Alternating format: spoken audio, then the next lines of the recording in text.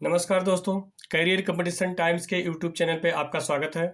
आज हमारा संस्कृत से संबंधित अगला क्वेश्चन पेपर होगा। इसमें ज़्यादातर प्रीवियस ईयर ही शामिल किए गए हैं, एक दो प्रैक्टिस है, बाकी सारा प्रीवियस है। ये टीजीटी, पीजीटी, एलटी, जीआईसी के लिए काफ़ी महत्वपूर्ण और टेट के लिए काफ़ी महत्वपूर्ण क्वेश्चन है। चलिए शुरू करते हैं।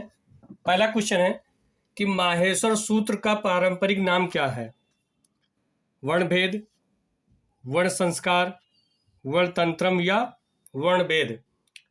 तो माहेश्वर सूत्र का पारंपरिक नाम वर्णभेद है, ने वेदों का वर्ण, इसे वेदों का वर्ण कहा गया है। पहला क्वेश्चन है, दूसरा क्वेश्चन है, सा वर्ण का उच्चारण स्थान है तालु, नासिका, दंत या मूर्धा। तो सा आता है रटु रसाणाम मूर्धा, रटु रसाणाम मूर्धा। तो ये सा मूर्धा में आएगा, इसका उच्चारण स्थान मूर्धा होगा। अगला है, अच प्रत्याहार में कितने स्वर होते हैं? 8, 9, 11, 5। तो अच प्रत्याहार में 9 स्वर होते हैं। इन्हें स्वर भी कहते हैं और अच भी कहते हैं। अगला क्वेश्चन है, सुबंत तथा तिगंत को कहते हैं, क्या कहते हैं? धातु, प्रातिपदिक, प्रत्यय या पदम। तो सुबंत तथा तिगंत को पदम कहते हैं। सुबंत 21 होते हैं और तिंग 18 होते हैं। अगला क्वेश्चन है, निम्न में से वृद्धि संज्ञक वर्ण नहीं है। आ, ओ, औ, ऐ। तो वृद्धि संज्ञक वर्ण कौन सा नहीं है? ओ, ये गुण संज्ञक वर्ण है। वृद्धि संज्ञक में आ, औ, ऐ आता है और गुण संज्ञक में आ, ऐ, ओ, जिसपे ऐ ये मात्रा वाला, बिना मात्रा का ऐ आता है। आ, ऐ, ओ, ये गुण संज्ञक वर्ण होते हैं। अगला है, विभाषा किसका लक्षण है? सुप्त अंतम, सामर्थ्यम, परासन्निकर्षा या नावेति। तो विभाषा क्या है? नावेति, नावेति विभाषा।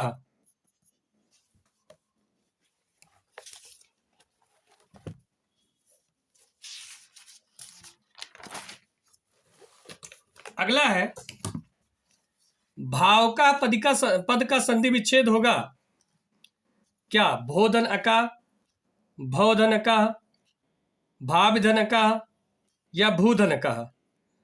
तो भाविका का संधि विच्छेद भवधन अका, अव का आव हो जाना, भाव का, ये एचो अवय आवा सूत्र से हुआ है। अगला है, संधि कहां आवश्यक नहीं मानी जाती है? वाक्य में, समास में, एक पद या धातु उपसर्ग में। तो संधि वाक्य में आवश्यक नहीं मानी जाती है। इसका श्लोक भी है, संगीतैक पदे नित्या धातु उपसर्गयो, नित्या समासे वाक्ये तू सा विवक्षाम अपेक्षिते। तो वाक्य में आवश्यक नहीं मानी जाती, बल्कि समास, एक पद और धातु उपसर्ग में आवश्यक है संधि करना।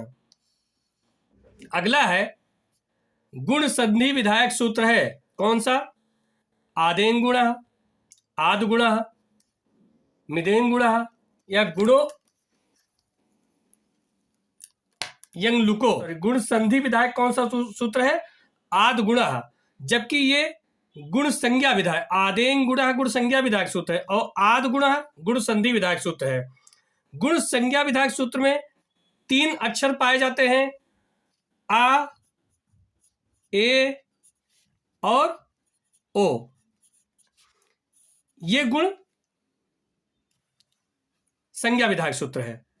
अगला क्वेश्चन है, कर्मधारय समास किसका भेद है? बहुब्रीहि का, द्वंद्व का, तत्पुरुष का, बहुब्रीहि का। बहुब्रीहि 2 बार लिख गया है, कोई बात नहीं। कर्म संज्ञा विधायक सूत्र तत्पुरुष का भेद है। तत्पुरुष के दो भेद होते हैं, समानाधिकरण और व्याधिकरण। समानाधिकरण में दो होते हैं, एक कर्मधारय होता है और दूसरा दिगु होता है, जबकि व्याधिकरण में 6 भेद होते हैं, द्वितीया, तृतीया, चतुर्थी, पंचमी, षष्ठी, सप्तमी। जितनी विभक्ति होती है उस अनुसार चलता है।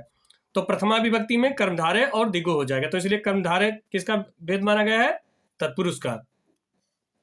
अगला है दशरथ पुत्र में कौन सा समास है? बहुब्रीहि, कर्मधारय, तत्पुरुष या द्वंद्व? तो दशरथ पुत्र में दशरथ का पुत्र तत्पुरुष, ये षष्ठी तत्पुरुष होगा। अगला है युधिष्ठिरा में कौन सा समास है? अलुक, उपपद, गति या उपरोक्त तीनों? तो युधिष्ठिरा अलुक तत्पुरुष समास है। अगला क्वेश्चन है राम किशोरों में समास होगा समाहार द्वंद, एक शेष द्वंद, इतरेतर द्वंद या उपयुक्त सभी? तो राम किशोरों में कौन सा? इतरेतर द्वंद होगा। रामाचा कृष्णाचा, राम और कृष्ण। इतर इतर मतलब अलग अलग द्वंद। अगला है अभिनिवेश्य सूत्र संबंधित है, ये कारक का क्वेश्चन है। कर्म कारक, करण कारक, अपादान या संप्रदान कारक? तो कौन सा होगा? ये कर्म कारक होगा। अभिनिवेश्य मतलब विश्व धातु से पहले अगर अभि और नि उपसर्ग आ जाए तो कर्म कारक होगा और कर्म कारक से द्वितीय विभक्ति लगेगी। अगला क्वेश्चन है वैषयिक आधार में सप्तमी विभक्ति का उदाहरण है कटे आस्ते, सर्वस्मन्नाथ अस्ति, मोक्षे इच्छा अस्ति या दिवसे कार्य करोति? कौन सा होगा? मोक्षे इच्छा अस्ति। आपको पता है कि सप्तमी विभक्ति में जो आधार होते हैं 3 प्रकार के होते हैं, औपश्लेषिक आधार, वैषयिक आधार और अभिव्यापक आधार। अगला क्वेश्चन है लेखनम में प्रत्यय है कौन सा? यत प्रत्यय, लिट प्रत्यय, तुमुन प्रत्यय या तिन प्रत्यय? कौन सा होगा? लेखनम में लिट प्रत्यय होगा। अगला है शिखंडी में कौन सा प्रत्यय लगा है? शिखंड धन डीस, शिखंड धन डीन, शिखंड धन डीप और शिखंड धन टाप। तो कौन सा होगा? शिखंडी में पहला डीस प्रत्यय होगा, शिखंड धन डीस प्रत्यय। अगला है दुराचारा में कौन सा उपसर्ग लगा है? दुस, सम, दुर, निस। तो कौन सा लगा है? दुर उपसर्ग लगा है। दुराचारा, दुर्धन आचारा, दुराचारा।